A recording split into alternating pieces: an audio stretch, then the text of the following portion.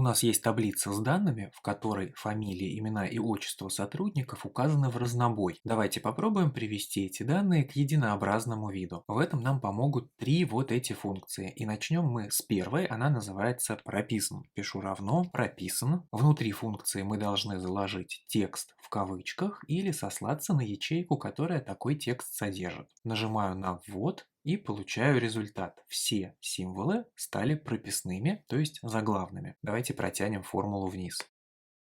Функция строчен проделает обратное и приведет все символы, которые мы укажем внутри, к маленьким буквам, то есть к строчным. Для первой строки мы не увидим разницу, потому что там и так все символы строчные. Протянем формулу вниз, и теперь результат налицо. И третья функция, она называется propNatch. Она позволяет привести текст к вот такому виду, как у этого сотрудника. То есть все первые символы в каждом слове будут заглавные, а все остальные строчные. Пишу равно propNatch и также внутрь этой функции закладываю текст. Нажимаю на ввод, протягиваю формулу вниз и получаю одинаковый результат для всех сотрудников.